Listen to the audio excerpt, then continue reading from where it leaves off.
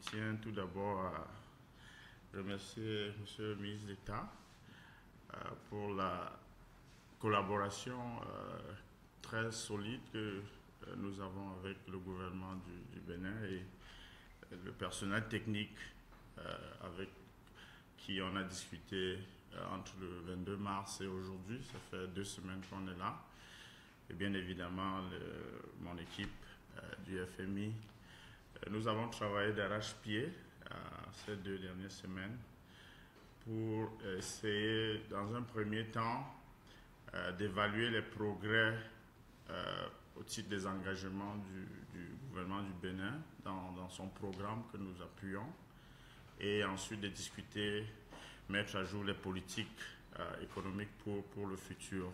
J'ai le grand plaisir d'annoncer que nous avons abouti à un accord au niveau des services avec le gouvernement du Bénin pour la conclusion de la seconde revue au titre du mécanisme élargi de crédit et de la facilité élargie de crédit que notre conseil d'administration a approuvé le 8 juillet 2022.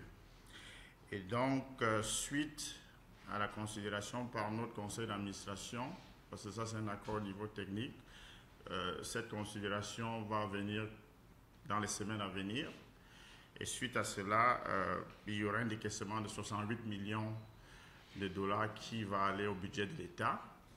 Et ceci portera le quantum total de décaissement à date au titre du programme à 360 millions de dollars. Et ça, c'est une marque de confiance que le FMI porte au gouvernement du Bénin. Donc, je voulais souligner ça. Et donc, nous voyons une économie qui se solidifie. Les estimations suggèrent une croissance de 6,3%, croissance du PIB de 6,3% en 2022. Et ça, c'est au-dessus, c'est supérieur à ce qu'on avait envisagé à la conception du programme. On avait une projection de croissance de 6%. Et donc, nous pensons que ça reflète la réponse robuste et équilibrée du gouvernement face à la guerre malheureusement encore en cours en Ukraine. Et nous avons vu un effort accentué de soutien aux populations, et tout en restant dans les paramètres du programme. Donc c'est un effort que nous voulons saluer. Malheureusement, la guerre est encore en cours, et donc ça pose des défis à tous les pays du monde, hein, et aussi il y a une fragmentation au niveau mondial et dont sont des risques qui pèsent sur tous les pays, et notamment aussi sur la sécurité alimentaire. En discussion avec le gouvernement, nous nous sommes accordés que le déficit budgétaire de 3%, qui est une cible communautaire, va être ciblé pour 2025. Et ce sera accompagné par l'élan de collecte des recettes actuelles que nous voyons, et donc une combinaison de ces 2 facteurs-là, c'est-à-dire reporter la convergence à 3% de 2024 à 2025 et continuer à renforcer la collecte des recettes, notamment à travers une stratégie de mobilisation des recettes à moyen terme, va à la fois permettre au Bénin d'accompagner la population davantage.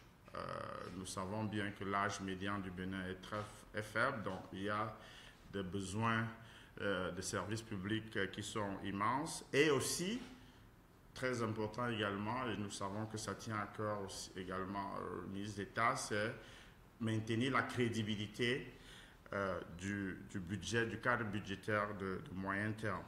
On a une cible sur le financement domestique intérieur. On a une cible sur la non-accumulation des arriérés de paiement. Et arriérés, c'est des paiements en instance de plus de 90 jours. On a une cible sur le niveau d'endettement, qui est calculé d'une certaine façon, calibré pour se rassurer que le Bénin reste à un risque d'endettement modéré. Et je peux déjà vous dire en passant, près de la moitié, ou je crois 40% des pays de l'Afrique subsaharienne sont à un niveau de risque d'endettement élevé. Le Bénin a un risque d'endettement modéré et dont la calibration de l'endettement dans le programme est faite de façon à maintenir, à ce que le Bénin se maintienne à ce niveau-là. Très important, dans le programme, nous avons deux autres cibles. Une cible sur les dépenses sociales prioritaires et le gouvernement a un suivi très systématique de ces dépenses bien spécifiques, y compris la cantine, des programmes comme la cantine scolaire Arche, ainsi de suite, accès à l'eau potable rentre dans cette catégorie-là. Et donc on a une cible comme un plancher, un minimum que ça devrait respecter, et on a aussi un plafond sur les recettes, la mobilisation des recettes. Et ces cibles reflètent la nécessité de maintenir la stabilité macroéconomique et les ambitions du gouvernement. Vous savez par exemple que les dépenses sociales prioritaires, c'est une priorité pour le gouvernement. Vous savez également que la mobilisation des recettes, c'est la pierre angulaire du programme de réforme du gouvernement. Donc ça, c'est du point de vue quantitatif. Du point de vue des repères, c'est plus des réformes institutionnelles pour se rassurer que l'élan qui est en cours se pérennise. Je vous remercie et une fois de plus, merci Monsieur le ministre d'État et à vos collaborateurs, à la presse, et toute l'audience. Les financements du Fonds monétaire vont au budget. Donc les dépenses budgétaires sont financées par nos recettes fiscales, par les emprunts qu'on peut lever auprès des bailleurs, auprès des marchés, mais également par les financements qu'on peut avoir au niveau du Fonds monétaire international. Donc il faut considérer que c'est un financement du budget de l'État pour le compte de l'année. Et c'est d'ailleurs prévu au budget qui a été voté à l'Assemblée nationale.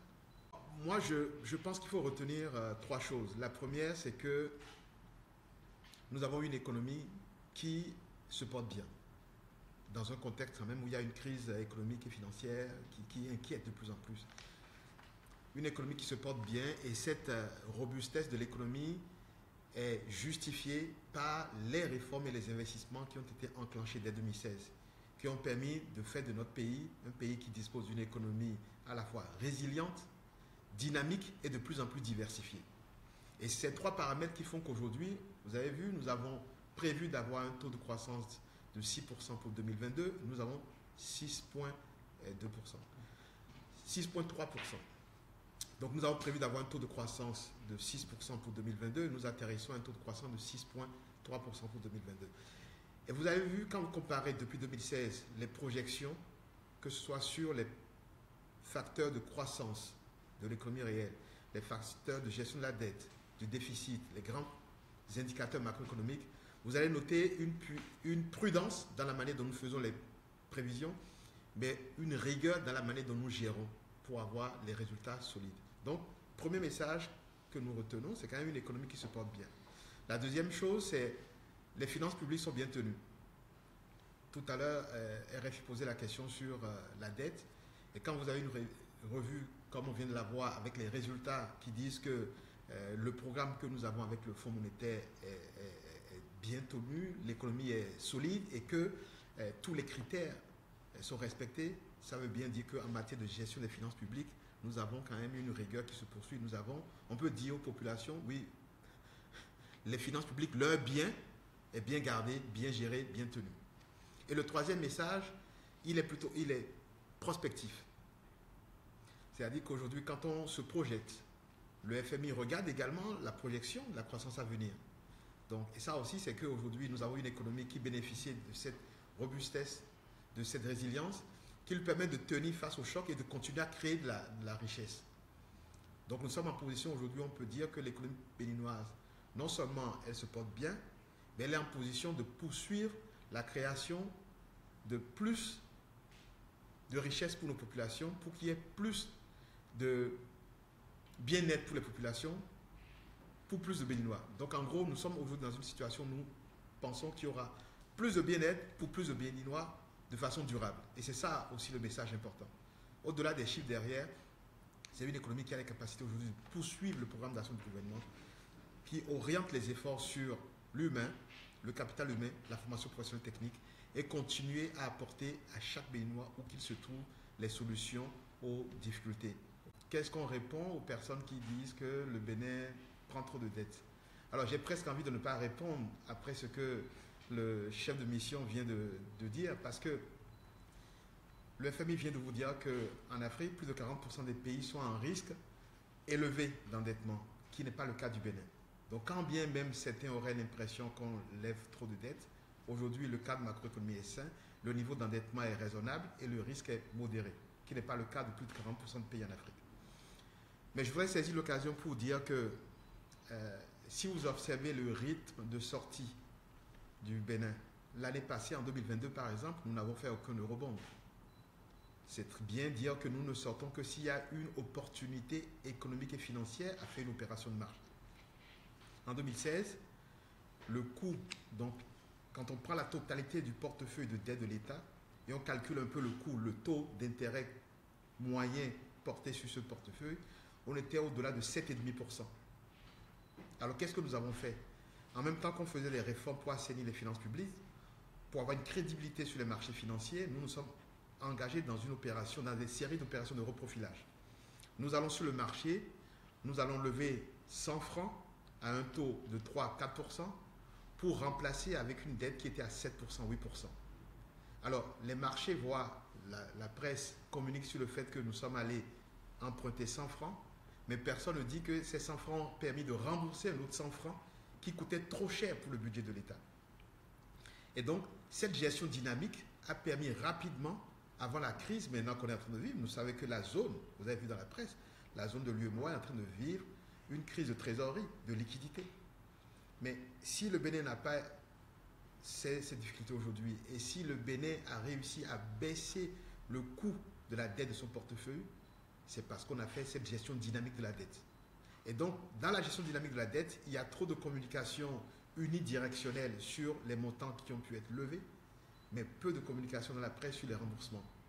Et donc, ce qu'il faut regarder, c'est les chiffres qui sont publiés dans les rapports trimestriels que nous envoyons à l'Assemblée nationale, qui sont dans les lois de règlement qui vont à l'Assemblée nationale, qui sont revus par nos différents partenaires, agences de notation, le Fonds monétaire, etc., qui confirment en fait la solidité de la gestion de la dette du Bénin.